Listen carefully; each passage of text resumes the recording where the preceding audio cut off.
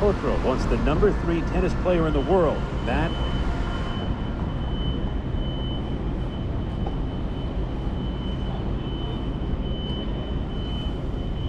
other suspects.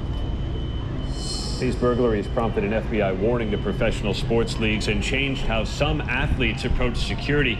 Alex, the Chilean authorities expected quick extradition to the United States, where federal charges are waiting. Alex? All right, Aaron, thank you. And the Supreme Court is clearing the way for a lawsuit against the NFL right now. Our country's highest court declining an appeal by the NFL today, marking a major win for former Minnesota's defensive coordinator.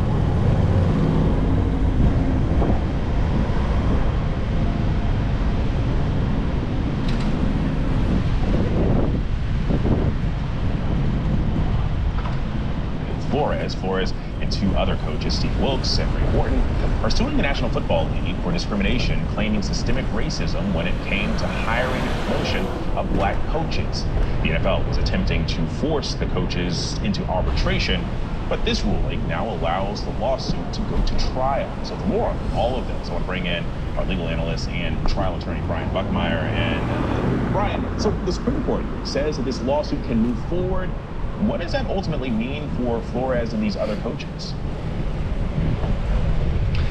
Well, it means for the Flores and the other coaches that they don't have to go through arbitration, an arbitration that might not have been so advantageous for them. Understand that the NFL has what's called a commissioner-driven arbitration, where the commissioner of the NFL sits at the top of this kind of structure where the arbitration goes through him. It's kind of like judge and jury, where other associations like the NBA may have a more neutral approach to this. And so what the court is saying, or courts are actually saying, because it's both the lower court and the appellate court, is saying, hey, you might call it an arbitration, but the way in which you operate, the way in which it has to go up to the commission, and he's the kind of arbiter, for lack of a better term, of all things, that's not true arbitration as we consider it under the law, and therefore you cannot force him and others to do this arbitration. Instead, this can go to trial. This can go based on the laws of federal law that we see in other types of cases like this that don't have the arbitration. And it's going to be a much, I think, easier road for Brian Flores and others. For Brian Flores, this is obviously he's a former head coach at Miami, current defensive coordinator for Minnesota. But it's good news for him. Could this potentially open up the floodgates in other cases? But Alex, I think it's not only open the floodgates, but change the way that Dan actually works. The NFL has long been criticized in terms of its way of formulating how it does arbitration.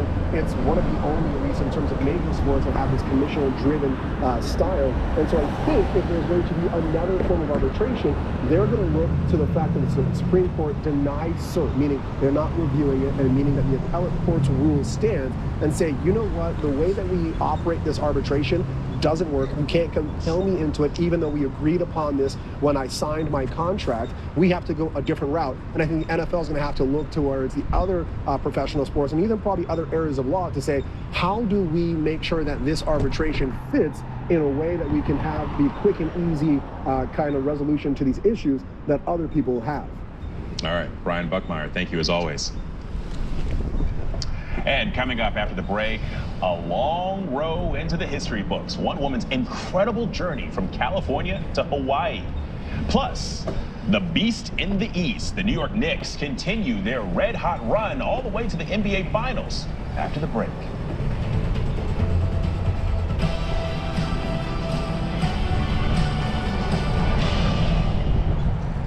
When a truck hit my car, the insurance company wasn't fair.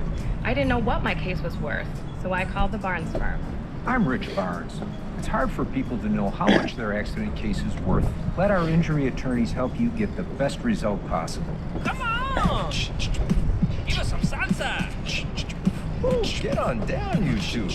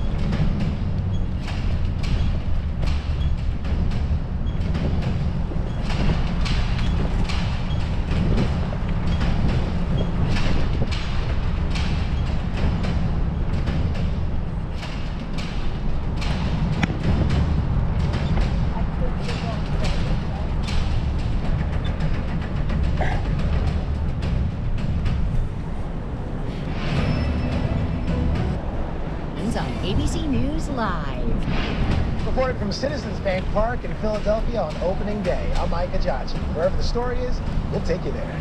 You're streaming ABC News Live.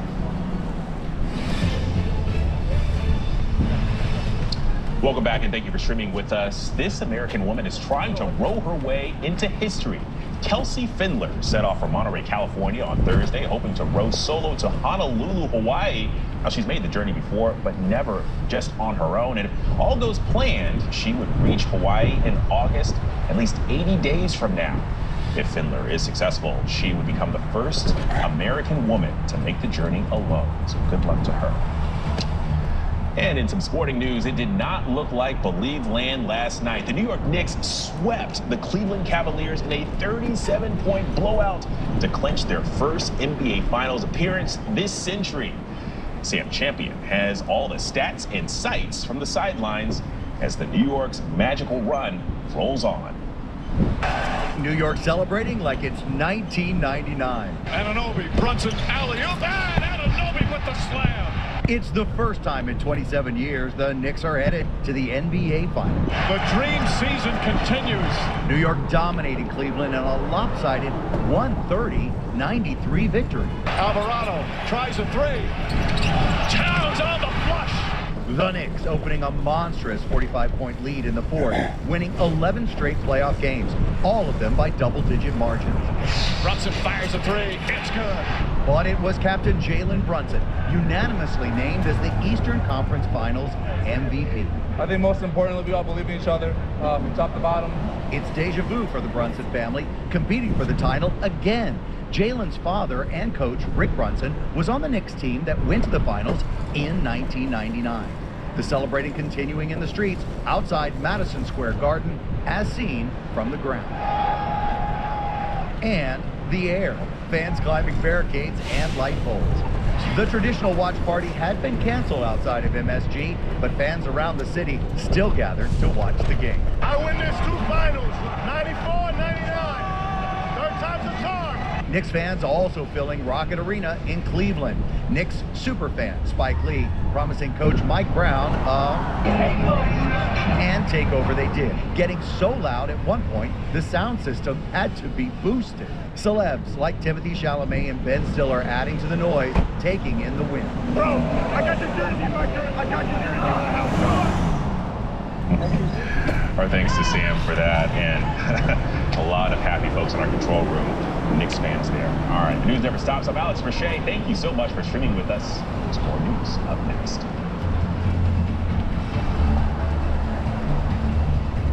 College isn't just for the privileged. WGU makes higher education accessible. It only costs this much? Zion Market's prices are so reasonable. Zion Market.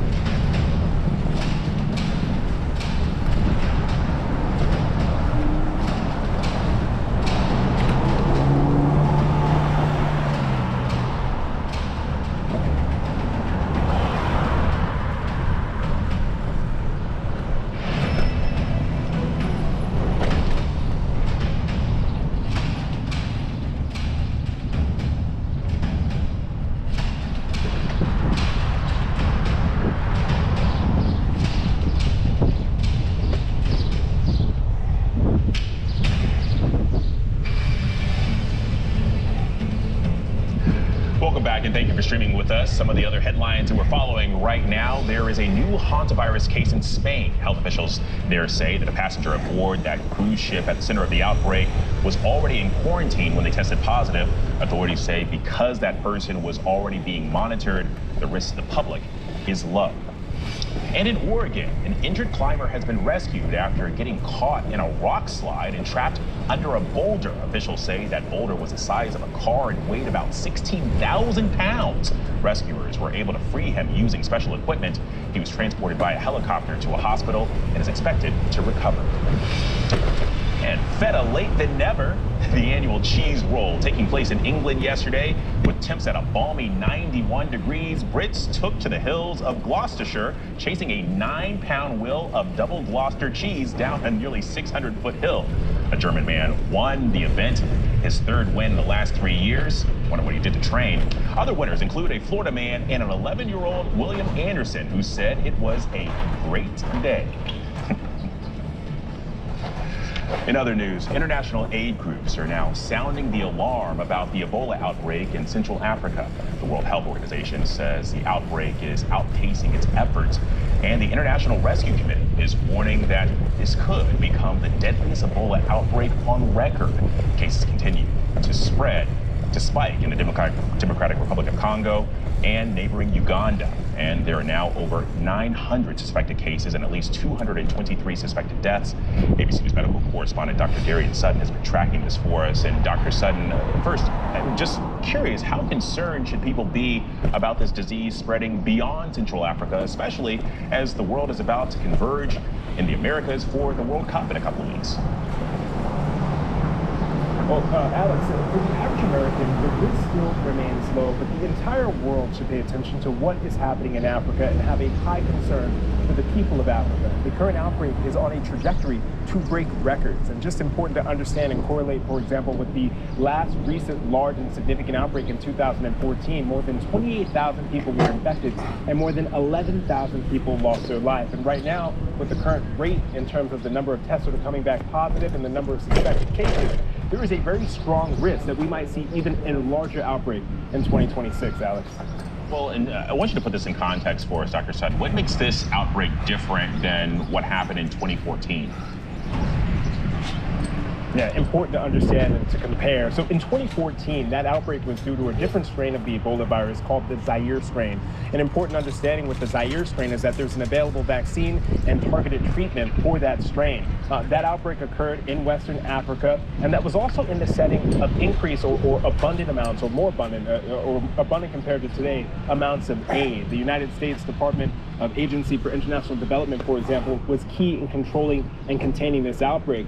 That same department, more than 80% of contracts were canceled during the Trump administration. That certainly made it more difficult, likely, to detect this current outbreak that we're seeing. But Alex, this is also happening in a community that's already suffering from crisis, suffering from armed conflict, as well as displacement. And the current strain that's affecting this current outbreak, or leading this current outbreak, is called the Fungi-Bujo strain. And it's important to understand that that strain has no vaccine or targeted treatment. And so all of these variables are what is likely leading to an equation, unfortunately, that means more cases and likely record-breaking numbers that we have only yet to see.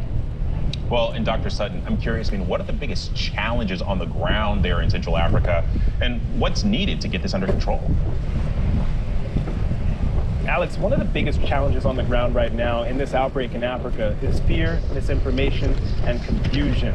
And to many people within certain communities, Ebola is a hoax, and there is understandable fear and confusion to foreign aid. There's fear that first responders might cause harm. When you have an outbreak such as this, where the transference from person to person is through exposure to bodily fluids, and typically people are only infectious when they are symptomatic, when you have moments like this, the classical measures of prevention work. For example, contact tracing, testing, making sure that you're isolating those who are sick and quarantining.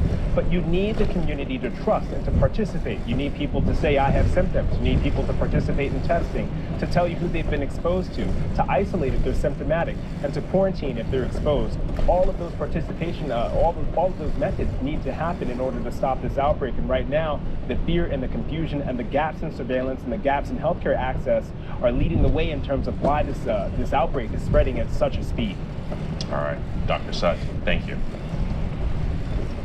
And And right now, tensions are boiling over in New Jersey as protesters clash with ICE officials outside an immigration detention facility. Take a live look. This is a live look right here at demonstrators in Newark amid reports of a hunger strike by detainees inside Delaney Hall. Protesters claim conditions inside the facility are inhumane, something that DHS denies. And yesterday, ICE officials deployed pepper spray and rubber bullets on the fourth day of these protests.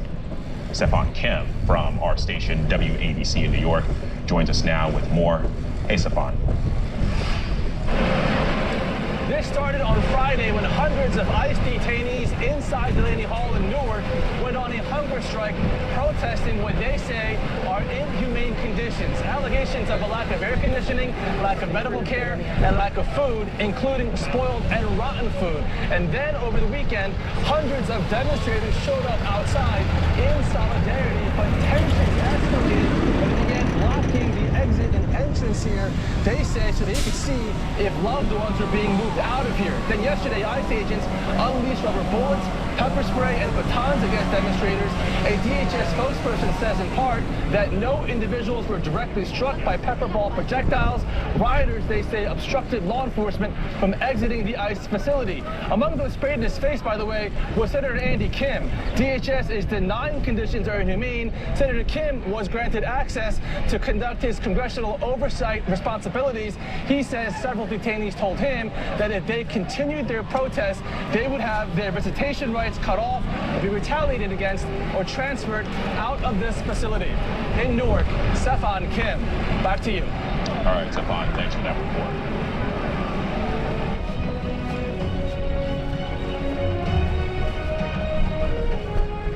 Voters in Texas are headed to the polls today for a consequential primary runoff. Republican Senator John Cornyn is hoping to fend off a challenge from State Attorney General Ken Paxton. President Trump endorsed Paxton just days before that runoff, angering some Republicans concerned about losing the Senate seat to Democrats in November. And now, Latino voters could hold the key for Democrat James Tallarico to flip that seat. ABC's John Quinones talked with voters in South Texas about what's at stake. Here in South Texas, the sounds of construction are usually a sign of economic progress. But under the Trump administration, with the president's harsh immigration crackdown and struggle to bring down prices, the construction business has been ground to a near halt. I like to describe it like you're in a boxing ring and you're getting hit with a right and a left at the same time. Mario Guerrero is the executive director and CEO of the South Texas Builders Association and a three-time Trump voter. I've been a Trump supporter since the beginning. But as Donald Trump has carried out his deportation agenda, Guerrero says his business and workforce have taken a hit. We've been dealing with all sorts of different cases like ICE. Having to come into the construction and start asking people for documentation. We also had to deal with the fact that, you know, people with proper documentation were being apprehended as well. Here in the Rio Grande Valley, fear and intimidation dominate the immigrant community. Are your workers here legally? Yes, sir. They're here legally. Yes, sir. And some of them are afraid? Well, yes. Of course they're afraid because, I mean, we're brown, right? And when you're brown right now, nowadays, you're being questioned as to what you're doing, where you're at, where you live. Trump's return to the White House was in part driven by historic gains that he and the Republican Party made with Hispanic voters nationwide. Nowhere was that more on display than here in Texas, where Trump won 55% of the Latino vote, 14% more than he won in 2020, and 21% more than in 2016. Along the southern border with Mexico, Donald Trump turned what was previously solidly Democratic territory into a near Republican firewall. Last summer, with Republicans looking ahead to the 2026 midterm elections, they sought to shore up their narrow majority in the U.S. House by announcing new proposed congressional maps in Texas. It's a very simple redrawing. We pick up 5 seats. Those new maps were signed into law by Governor Greg Abbott, despite backlash from the state's Democrats. The maps took 5 Democratic-held seats and tipped them in the Republican Republicans' favor. Texas is now more red in the United States Congress. 4 of those 5 districts are majority Latino and were drawn under the assumption that Republicans would maintain their gains with Latino voters in future elections. But Latinos are not a reliably Republican or Democratic voting bloc. And with Trump's approval numbers on immigration and the economy below 50% in most polls, Republicans in Texas are worried that a sharp Latino turn back to Democrats might be on the horizon. At a certain point, there's going to be a pushback. Republican Javier Villalobos is in his 5th year as mayor of McAllen, a border town with a population of about 150,000. He praises the GOP for using the issue of immigration to their advantage, but now fears they've overplayed their hand. When people that are good and productive that have been part of our local fabric are being removed, that made it a little more difficult. As mayor of a town that's 90% Hispanic, Villalobos has seen how Trump's standing with Latinos has changed. And those 5 districts that Republicans are counting on in Texas to keep their majority in the House, Villalobos says all 5 could now be at risk. They were changed so that to give a Republican a chance, but I'm not sure it's going to happen. For their part, Democrats are targeting candidates they think can help claw back the support they used to have with Latinos. This was a district that I guess they assumed would never be able to flip back. Bobby Pulido is a 5-time Latin Grammy nominee and the son of a migrant farm worker. He believes his campaign for a competitive House seat is built to flip the script for Democrats. What do you see happening with the Hispanic vote come November? Oh, it's going to be a big change. A huge change. I know, the analysts and stuff say, oh, it's a plus 18 Trump district. Nobody's going to ever be able to win it. It's impossible. Well, you just see in November how we'll do. Pulido's opponent is Congresswoman Monica de la Cruz. She says her focus on the community, not national storylines, is what matters. Are you worried at all about this apparent swing among Latino voters back to the Democratic Party? Well, I'm worried about making it affordable for the people of South Texas, making sure that I don't look at what's happening in the nation or what may be perceived to be happening in the nation, but that I focus on fighting for the people of South Texas. As for the Democrats, they will need a swing among Latinos to have any chance of winning the state Senate seat up for grabs in November. This election is our chance to take power back for ourselves and our communities. James Tallarico used strong Latino backing to capture the party's nomination in March and has given Democrats hope that they could win a statewide race in Texas for the first time since 1994.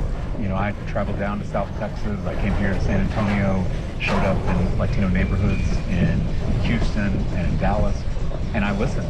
I heard about how this cost of living crisis is crushing Hispanic families all over the state. He is keenly aware of how he says Democrats have failed Latinos. They took Latino voters for granted in this state. I think about South Texas, the Rio Grande Valley.